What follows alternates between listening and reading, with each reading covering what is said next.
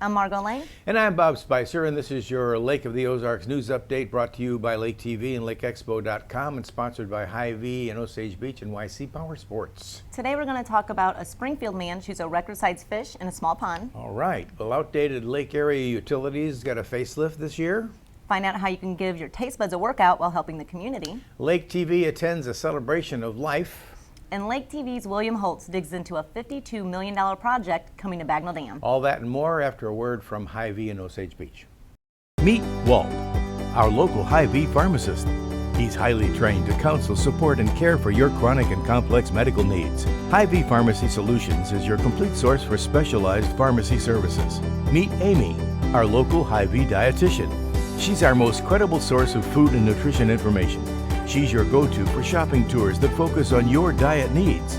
You can even take a biometric screening on site. At Hy-Vee and Osage Beach, our health experts can't wait to meet you. Casablanca Bar and Grill on the Bagnell Dam Strip in Lake Ozark recently played host to a celebration of life for one of its previous owners, Eddie Jordan. In his lifetime, Eddie was also principal of School of the Osage High School. A friend remembers him. I met Eddie Jordan 40 years ago. He was the principal at the high school, and I was a substitute teacher at the high school. So I've known Eddie for all these years. This cat here, he adopted. She's a feral cat. And he loved animals. He loved to see people donate to Dogwood Animal Shelter. In his name, it would be appreciated, but doesn't have to. How long have you known Eddie? 40 years. Eddie also owned Arrowhead Lodge at one time. As you can see, Eddie had a lot of friends who gathered at Casablanca for his celebration of life, including his longtime partner, Sharon Watson. Right now, I'd like to have Sharon Watson go up here. The camera just pull it straight down. Straight down. Just got some nails. There we have a picture of Eddie and Sharon down in Casablanca. So I'd like to make everyone aware of that. And we want to thank. And to paraphrase a line from an old movie, here's looking at you, Eddie. Bob Spicer, Lake TV. Lake TV's William Holtz here in our central offices on the Bagnell Dam Strip, and I have the pleasure of being joined by Ameren, Missouri's Director of Hydro Operations, Warren Witt. Warren, what's going on, man? We always got a lot of stuff going on at the dam and people are interested in it, so I'm here to try to help answer some questions. Very good. Now, we do understand as the press releases have come out over the last couple of weeks, we have a big-time reconstructive project coming to the Bagnell Dam. Touch on that. We do. We have a project, we refer to it as a stabilization project, but basically we'll be adding anchors to the dam, anchoring it to bedrock. We'll be adding concrete for additional weight, stability of the dam, and we'll be resurfacing a good part of the back of the dam to refresh the concrete and make it look nice again and hold up for another 100 years. And for Will's full interview with Ameren, Missouri's Warren Witt, check out Lake TV's Facebook page, and it's going to be on Como Connect Channel 90, and of course it'll be on mylaketv.com. It's time to get those taste buds ready for a workout. Citizens Against Domestic Violence is holding their annual Chili for Charity cook-off on Saturday. It runs from 11 a.m. to 2 p.m. at Tantier Resort in Osage Beach. Teams will compete for bragging rights, and all proceeds go to CADV. Once there, you can enjoy live music by Dale Blue and a cakewalk. Tickets are $7 for adults, $5 for children, and kids 5 and under are free. February 18th, leave your keys at home and hop on a bus for the Mardi Gras Pub Crawl. $10 gets you access to more than 20 bars around the lake and unlimited bus rides to all of them. A hotel shuttle will get your pub crawl started. Buses start running at 4 in the afternoon. They stop at 2 in the morning. For a complete list of bars and hotels, check out lakepubcrawl.com. If you've put on a little winter weight this year, it could come in handy at the Polar Plunge on February 25th. This is your chance to show off your bravery and support local Special Olympic athletes by walking, running, or crawling into the frigid winter waters of the Lake of the Ozarks. That starts at 2 p.m. on Public Beach number 2 in Osage Beach. But you need to start fundraising soon because you have to raise $75 before the day of the plunge if you want to join in on the fun. Do you have a special talent? Do you love performing?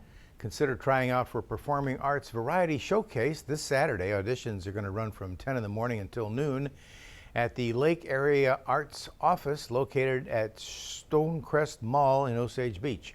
group is looking for talents including vocal, instrumental, dance, comedy, and magicians. The beautiful results of a program that teaches kids about waterfowl and gives them a chance to recreate art for postage stamps is coming to the lake. The Missouri Junior Duck Stamp winners will be touring the Tri-County libraries in February and March. The Osage Beach Library exhibit opens Thursday and runs until February 14th. The winter tour at Deer Chase Golf Club is up and running this Saturday. Get there for the 10:30 or rather 10 o'clock shotgun start. Hopefully enjoy some great weather for that, and as long as the temperature is around 40 degrees, they'll play golf.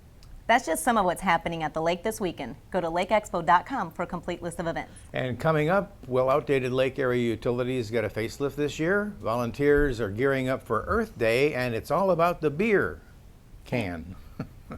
All that coming up after a word from YC Powersports. On the road, on the trail, or on the water, if you're looking for heart-pounding performance and fun, head for YC Powersports in Osage Beach. The biggest and best brand names in the field, along with incredible selection and unrivaled service. Make this year at the lake the best it can be, with a visit to our showroom in Osage Beach, and coming soon, our new relocated showroom in Columbia. Take a look at YCPowersports.com too.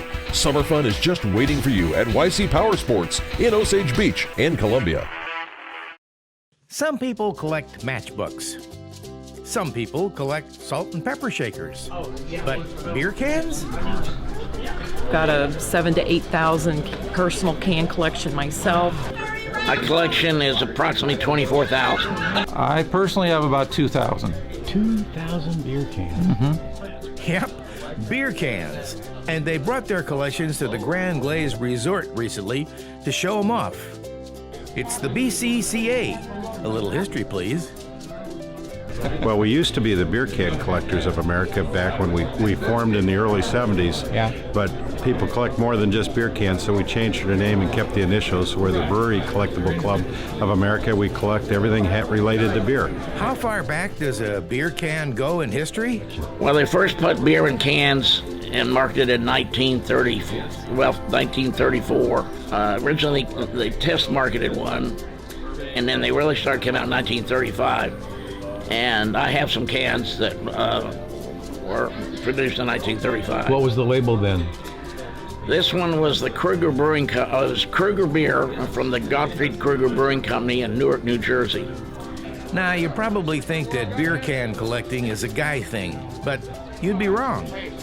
Now, it seems to me that it would be unusual for a woman to collect beer cans. Yes. Why do you do it?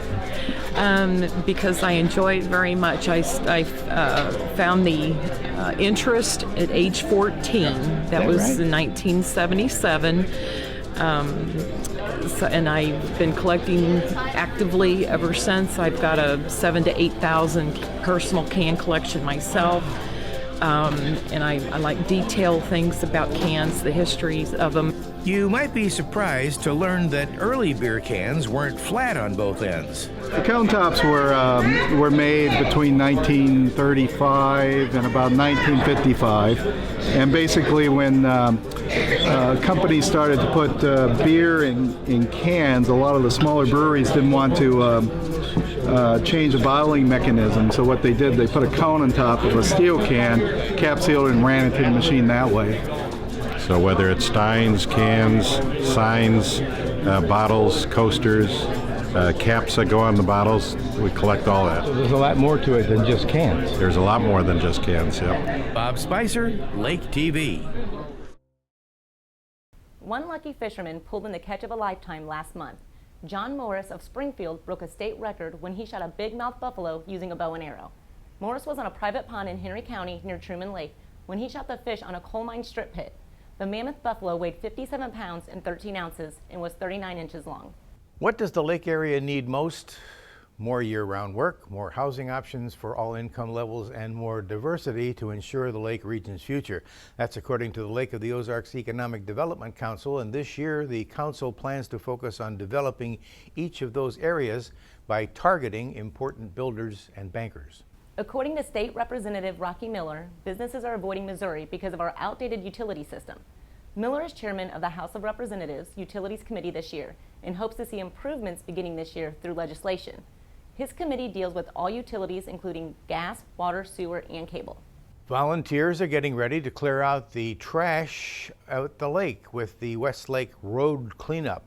The event set for Earth Day. That's Earth Day, April 22nd. Volunteers will gather trash into 4 large dumpsters at various locations, and in previous years, tons of scrap metal, tires, appliances, just plain trash have been removed during this one-day campaign. Anybody interested in being on the committee or getting involved in the cleanup can call the Lake West Chamber office for more information. A Kansas City man made a huge contribution to the Missouri Rock Island Trail recently. The trail board announced that Roger Gaunt, a hiking enthusiast, earmarked $100,000 to the trail in his will. Gaunt has asked that the generous gift be used for benches near trailheads, belts for cyclists, and other things to benefit hikers. While his passing is not imminent, Gaunt feels that it is important to publicize his gift in order to help MORIT raise additional funds for the trail. Dogwood students are helping needy kids in the district rest more comfortably at night. Music club students gathered 20 bedding items, including sleeping bags, pillows, and blankets for students who are homeless and without a bed. The school's social worker handed out the items for kids who range in ages from 5 to 12 years old. I'm Margot Lane, and this has been your Lake of the Ozarks News Update. Thanks for watching us on Como Connect Channel 90, and watch anytime on MyLakeTV.com. And remember to connect with us on Facebook and Twitter at MyLakeTV, and check out our Instagram page at handle_LakeTV. And for Margot and the entire news team from here at the Lake TV News Studio, I'm Bob Spicer. Have yourself a great week.